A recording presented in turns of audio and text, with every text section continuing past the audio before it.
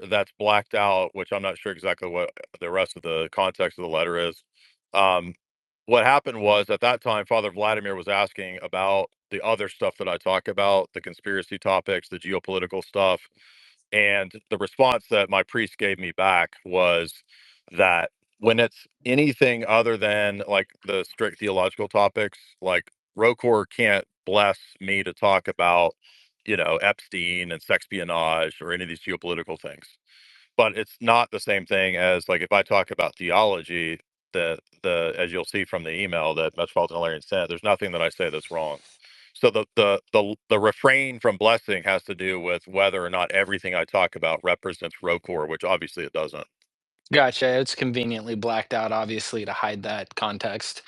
Um, but my question for you is, like someone like myself who's part of the Rokor tradition and kind of easing his way into it, um, or at least holding to it, because I can't say I'm part of it because I'm not baptized in it yet.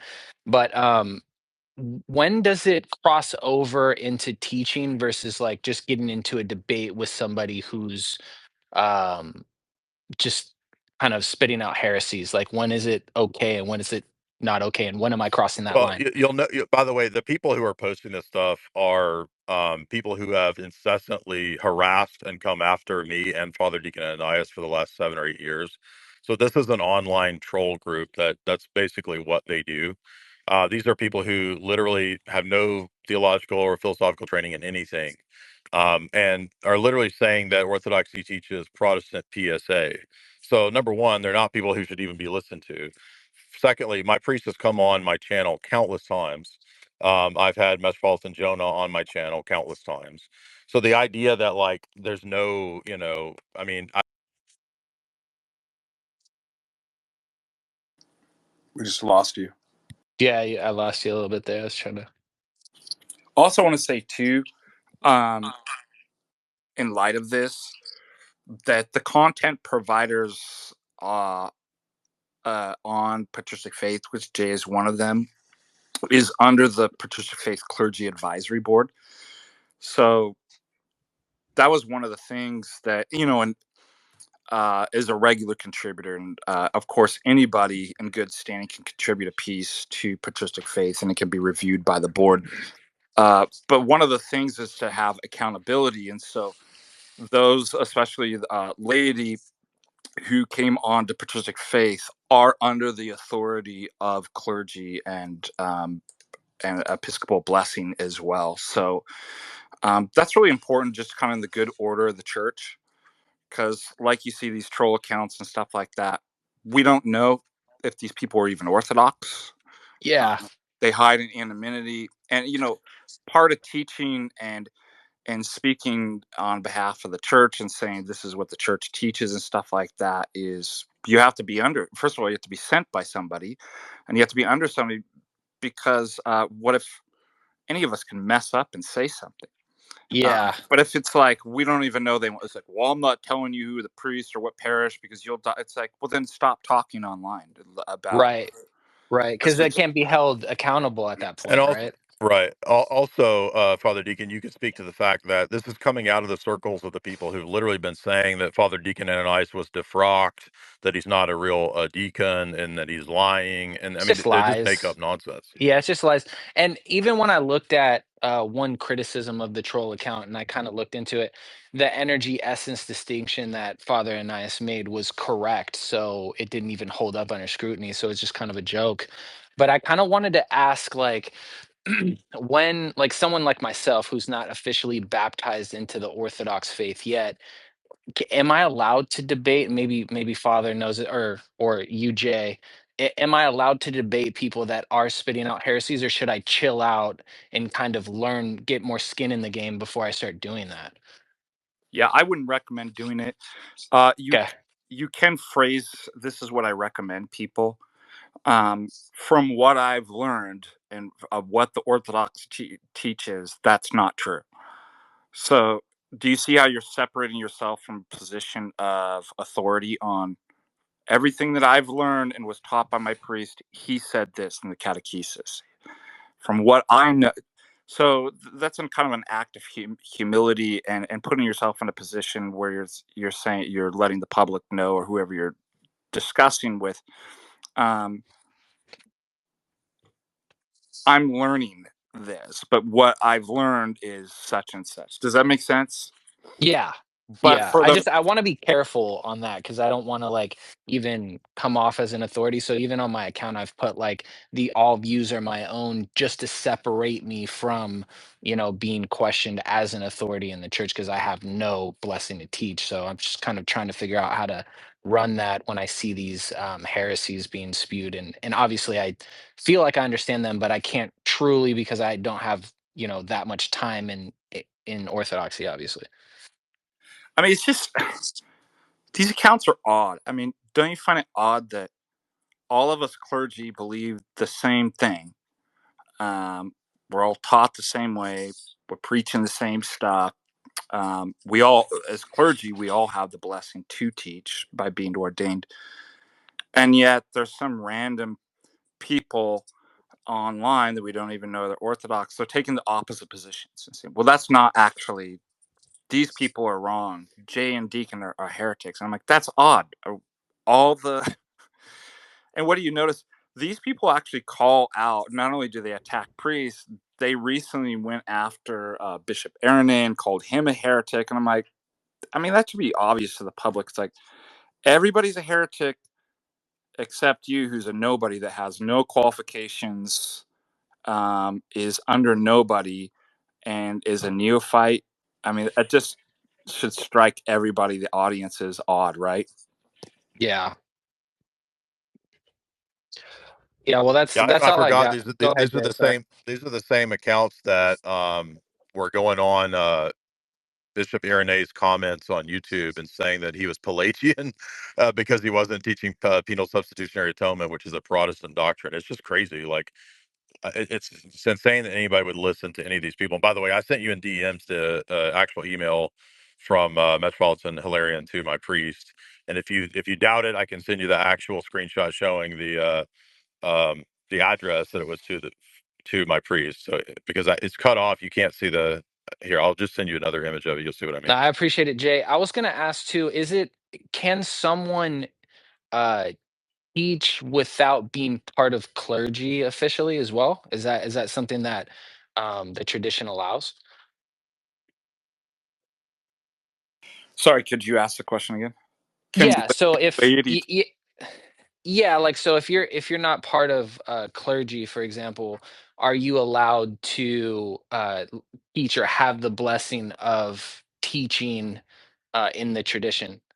Oh, absolutely. I mean, it might Okay. be rare, but with an Episcopal blessing, and people always get this wrong too. They're like, "Well, my priest said." It's like, well, priest doesn't have the authority. It's the what does Saint Ignatius say? The church is where the bishop is. Ah, So, but it's not too uncommon. For example, let's say you have a learned person, and the priest wants to have them teach a catechesis class. If they're operating the good order of the church, they'll reach out to the bishop and get a blessing to have one of the laypersons. Typically, catechesis is the job of the priest or the deacon, um, but it's not unheard of. It's not uncommon to, and but yeah, you need an Episcopal blessing because that's going around too. Is that people are like, "Well, my priest said that I could do," and it's like your priest doesn't have the authority to tell you can teach.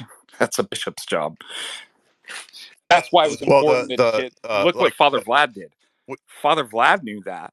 That's why Father Vlad, on behalf of Jay, reached out to Metropolitan Hilarion to get yes. the. So Jay has the Episcopal blessing on that defined area, and it was really good to say on these issues, on theology, Jay has is teaching correct theology has a blessing too. But so Father Vlad did it absolutely right.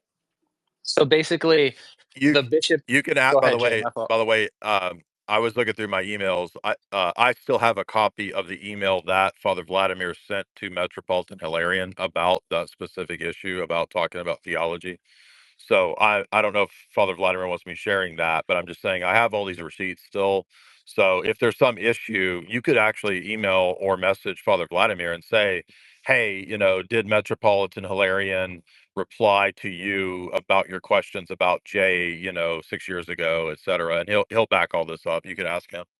So basically, it's just a separation of like, hey, if it's anything outside of that, we can't put a blessing on it because that's outside of like what our jurisdiction and Yeah, what we because I actually well, care about. so what happened was when I came into the church in 2018, I took all my theology essays to Father Vladimir and I said, "Hey, here's a stack of stuff that I've written about. Some of it's already on Ortho Christian." I was like, "But I don't want to be doing this like, lone gunner out here. I know you're supposed to, you got to have like a blessing and oversight." And so he said, "I appreciate that. Let me look through it." And he then emailed Metropolitan Hilarion because even at that time in 2018, there were people saying that I wasn't even Orthodox. So at that time, they were lying and saying that I didn't even attend a church. I was never received into the church. It was the same people who were lying at that time. So then when they couldn't use that, then they said, well, he doesn't have any blessing to actually talk about any of this stuff. So that's when Metropolitan Hilarion wrote back to Father Vladimir about whether my theology was accurate or not. Yes, it was fine. And then, but then they said, well, why is he talking about all this other stuff, this conspiracy stuff? Does that mean that Roor blesses that stuff? So they just keep moving the goalpost when it wasn't going in their way. And then when I would have Metropolitan Jonah on, when I would have priests on, then it turned into that I lied because they found this piece of paper where he's saying that I don't bless everything that he talks about. So no, it's like they just move the goalpost to try to figure out some way that I'm lying. And it's all just a waste of time because it's like if you go back 7 years ago, it was that I'm not even Orthodox and it's all made up. So it's just they've just lied They do the constantly same thing with me. to they lied to the point of Father Deacon Ananias saying that he's not even a deacon. Can you believe that? Yeah, it's insane the stuff that they come up with too. And Literally, any of these people they could just email Father Vladimir and ask him like, am I under his oversight? Did Metropolitan Hilarion send this email back, etc. well, what you notice too, first of all, it's really easy with clergy. You can look up online and see if any clergy member is in good standing, who their bishop is, etc. Um, but these people don't care. So there's no amount of evidence. It's just like a heretic, right? Like there's no amount of evidence that you can give a heretic or a person of ill will that's going to go, oh, I was wrong about that. Because they're not concerned with the truth. They're concerned with power and running other people's lives. That's why it doesn't matter what Jay put. They'll just move the goalposts, or if it's me, and be like, they're not going to concede and go, I was wrong about that. They're full of hate. I don't know. I mean, you don't understand that Father Deacon Ananias has dealt with people literally trying to get him defrocked for the past 7 years. I mean, they've done to try to bishop. They make up stuff. The bishops in the diocese, like they've spent literally 7 years trying to undermine him because he's good. Like it's that simple. Like he's not cucked. He doesn't push nonsense. And again, the guy pushing this is teamed up with, in this case, Zelch, the guy who is an admitted schizophrenic, who is no longer even Orthodox. He's now a neo-pagan who's an admitted on med schizophrenic. That's who this guy teamed up with to push this stuff.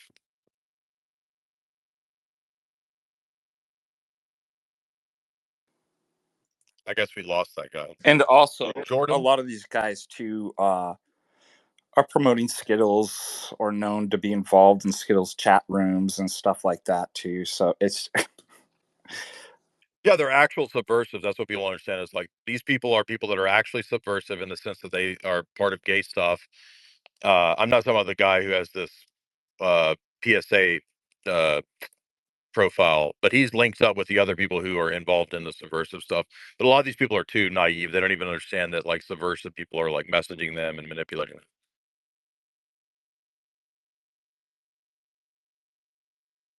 Unmute.